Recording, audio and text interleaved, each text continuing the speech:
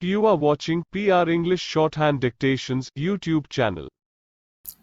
This is English Shorthand Dictation number 339 and the dictation speed is 100 words per minute. Ready? Start.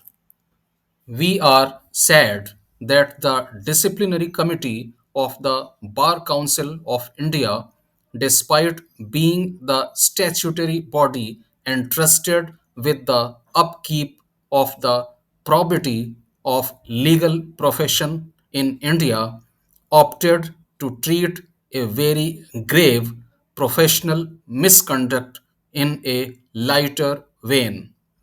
The disciplinary committee held an advocate guilty of breach of trust for misappropriating the asset of a poor client.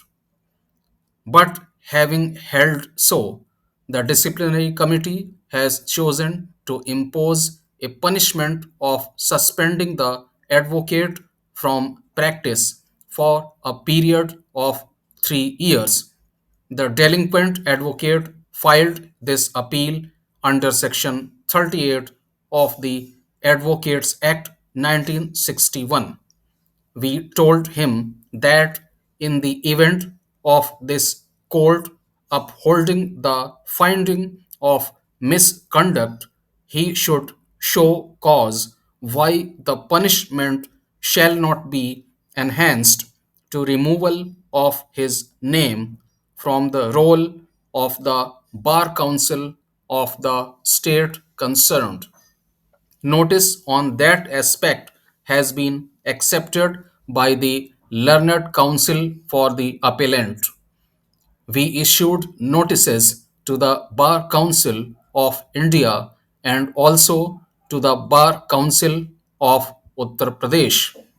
Neither has chosen to enter appearance in this matter, and hence we heard the learned counsel for the appellant.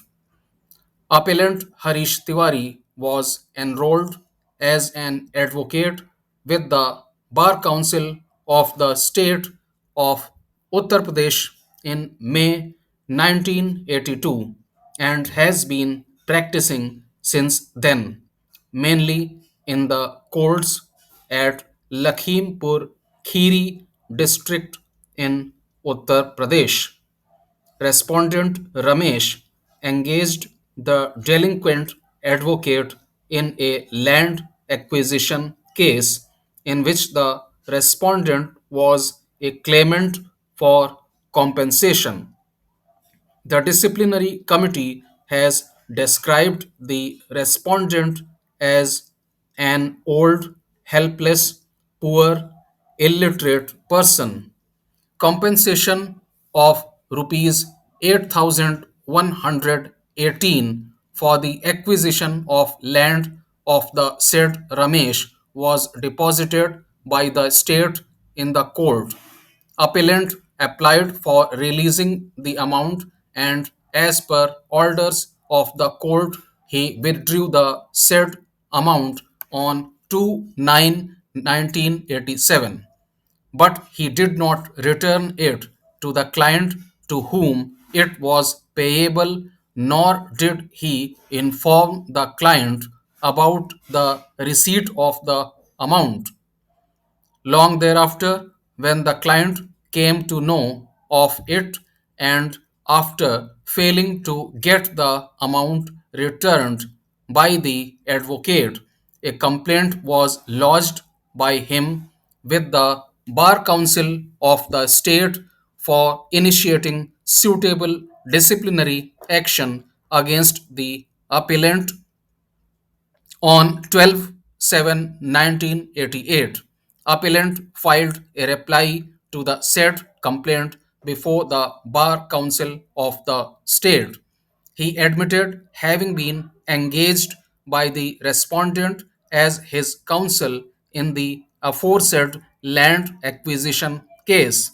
He also admitted that he had withdrawn a sum of rupees 8,118 from the court, but he adopted a defense that he had returned the amount of the client after deducting his fees and expenses. On 3/8 1988, an affidavit purporting to be that of the respondent Ramesh was filed by the appellant before the State Bar Council, in which it is stated that a compromise had been arrived at between him and his client, and that no further action needs to be taken on the complaint filed by the respondent. The disciplinary committee of the State Bar Council was not prepared to act on the said affidavit without verifying it from the client concerned. Hence, they summoned the respondent and confronted him with the said affidavit. The respondent totally disowned the said affidavit, repudiated the alleged compromise between him and the appellant, and denied having received any amount from the appellant advocate. The complaint and the proceedings later stood transferred to the Bar Council of India by virtue of Section 36B of the Act. The disciplinary committee, after conducting the inquiry, came to the conclusion that the affidavit dated 3/8 1988, purported to have been sworn to by the respondent, was a forged one, and that the application appended therewith was fabricated. The only condition for varying the punishment awarded by the Bar Council of India is that if such variation is to prejudicially affect the appellant, he should be given a reasonable opportunity of being heard. In the present appeal, we gave notice to the learned counsel for the appellant to show cause why the punishment should not be enhanced to removal from the roll of the bar council of the state. Learned counsel for the appellant addressed arguments on that score. Three different punishments are envisaged in Section 35 of the Act. The first is to reprimand the advocate. The second punishment is to suspend the advocate from practice for such period as it may deem fit. And the third is to remove the name of the advocate from the state roll of advocates. In determining the punishment to be awarded by the disciplinary committee on proved misconduct in each case, the committee should weigh various factors. One of them is the acute need to cleanse the legal profession from those who are prone to misappropriating the money of the clients. Deterrence is thus a prominent consideration. This is particularly necessary at a time when the legal profession has become crowded as it is today, without there being any effective filtering process at the admission stage. Secondly, to keep up the professional standards, it is necessary that nobody should form the impression that once a person is admitted to the legal profession, he would be immune to any punitive measures and is free to indulge in nefarious or detestable activities.